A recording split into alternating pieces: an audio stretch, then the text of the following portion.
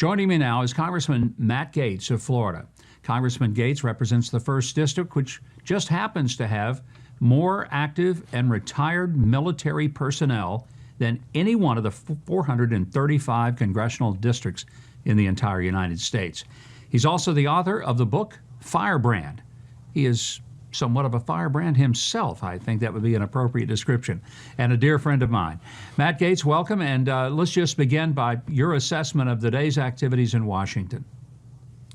Well, credit to your producers. I think that video montage had more excitement than some elements of the day, and certainly that's not Joe Biden's fault. The coronavirus overlay on this experience, and also just the intense lockdowns in Washington, D.C. for national security reasons, and some, frankly, even not for national security reasons, really informed on the mood. I'll start with the good part. I thought that Joe Biden had a comforting and sincere tone. I thought his themes of national unity were appropriate for the day and appropriate for any transition of power.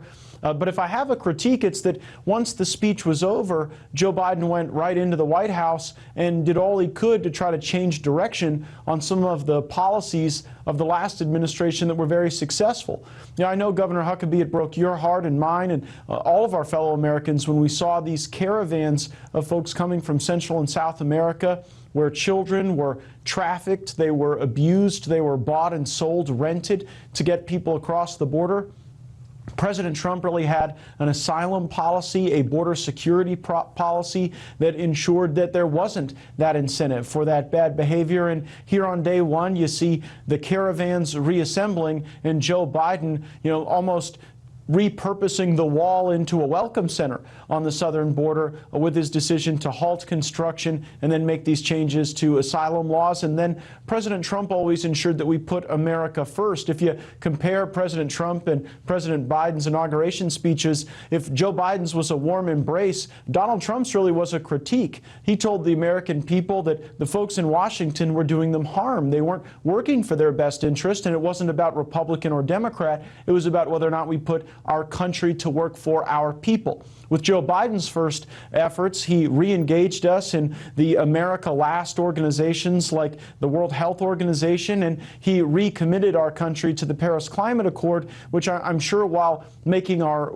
Earth more splendid is a worthwhile goal, this was an agreement that front-loaded American cash, that didn't have appropriate emissions reductions, and really put our people at the back of the line rather than where China was able to position themselves as a developing nation and as a nation that would receive some of those benefits. So I'm encouraged by the tone, I'm concerned about the policy, and I'm certain that we'll have plenty to work through going forward. Congressman, I wasn't that shocked or surprised, certainly disappointed and disagree with some of the executive orders. Keystone, Paris Climate Accords are probably going to mean higher energy prices for every American, regardless of what his or her politics may be. It wasn't that he changed policies. We fully expected that. But when he talked about unity, I was just hoping that maybe he would use the occasion to say that the impeachment nonsense truly needs to be set aside for the good of the country, that there's no point in it. It has nothing but divisive properties to it.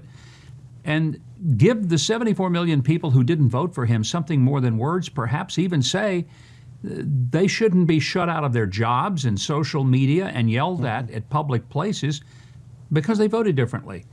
Did he miss an opportunity? Do you think he might engage in those kind of ways to say, let's quit blacklisting conservatives and Trump supporters? Well, unfortunately, we're seeing big government, big media, and big tech work in concert to target people in the flesh, to erase them online, to bring their employment into question from a Facebook post or a political view that might be unpopular. I mean, I think we should live in an America where you lose your job if you're bad at your job, not if you have bad politics by someone's perspective. And Joe Biden did miss that opportunity. The cancel culture is not good for America, and impeachment really is the zenith of cancel culture. It's like trying to cancel someone's presidency or their existence in the highest office in the land. An impeachment trial in the Senate would divide our country. It was sort of impeachment by reflex in the House. And I worry for the leadership of both parties. If we take the position that when we disagree, we shouldn't debate, we shouldn't compromise, we shouldn't resolve those disputes as you had to do as governor of Arkansas with the Democrat legislature. But instead we move to deplatforming, demoralizing, destroying, impeaching. See, that questions the legitimacy of someone's ability to make an argument rather than testing the facts and the logic and the reason behind the argument itself. And I think the latter would really allow us to move forward as a country on a wide variety of policy issues, even in a world in which we have unified Democrat control of the government, because they're going to need, some more moderate Democrats or some Republicans on issues. And I think the more we're able to focus on the substance of the issue and not our desire to destroy someone or to deplatform them or impeach them, the better off we'll be. You were one of the strongest supporters of the president, one of the closest friends that he had in the Congress. Obviously, you're going to be in a very different place. You might even be ostracized more than you already are by some of the Democrats who just don't care a whole lot for Matt Gaetz because he is that firebrand. How do you deal with what may be a bit of gloating on the part of those who supported Joe Biden in the House and in the Senate?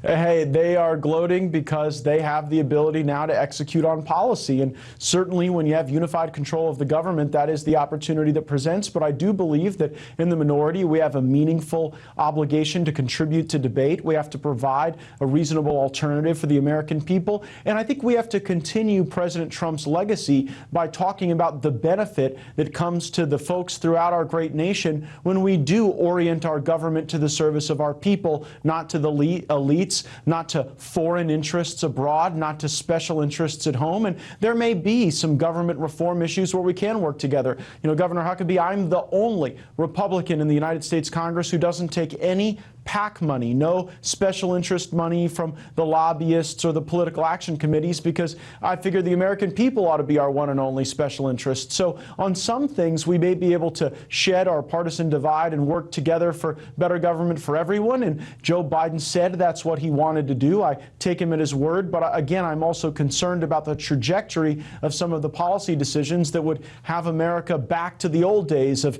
invading every foreign land and inviting every illegal immigrant and impoverishing the towns in our country with bad trade deals. And from the report we heard earlier, I think there is reasonable concern now with our great ally Israel, as President Trump was really one of the greatest presidents in American history when it came to empowering Israel to be the best version of themselves so that we could be the best version of ourselves. Now we have Joe Biden positioning more toward a favorable perspective on Iran, and that would be very destabilizing for the Middle East. As I mentioned in the intro, you represent more active duty and retired military than any other member of Congress out of the entire Congress, Democrat or Republican. So I know that of all the issues that you have to be very much concerned about, it's how we take care of the people in uniform. What do you see going forward? Will there be a big difference between the Biden administration and their approach to the support of the military versus what we saw with President Trump, who made that a high priority?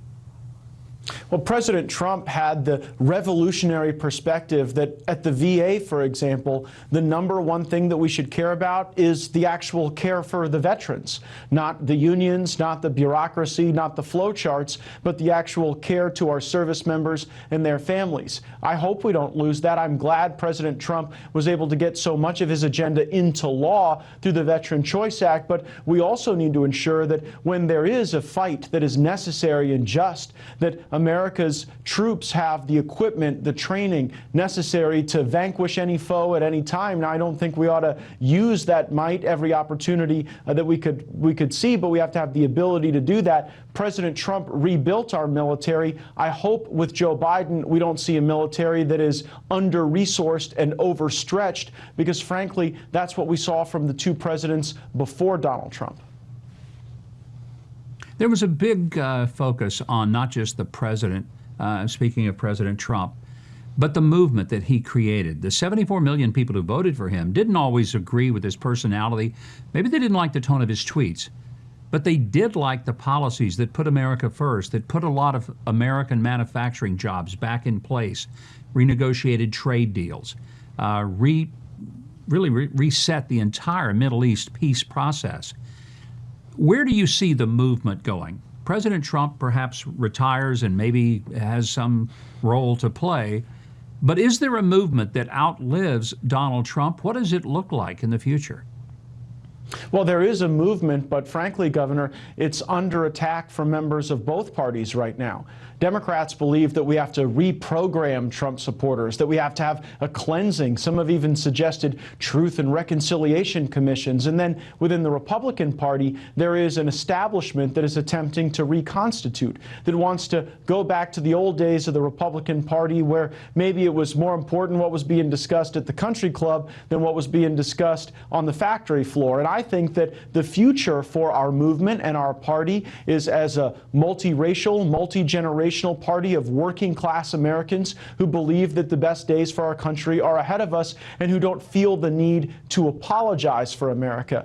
I fear that what we'll see from the Biden-Harris administration is a lot more of the thematic approach that we saw from the Obama administration, where America had to be sorry for our greatness. We had to try to diffuse our ability to influence global events because somehow it was colonistic or bad if America was the greatest force in the world. And President Trump was not apologetic about fighting for American greatness and then putting the policies into place so that we could achieve it.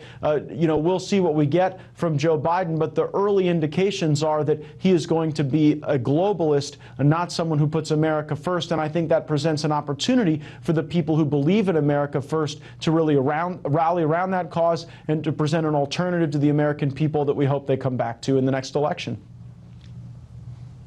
Congressman Matt Gaetz, great to have you here. Thank you very much for your insights, and I appreciate your staying with us on what must be a very long day for everyone in D.C.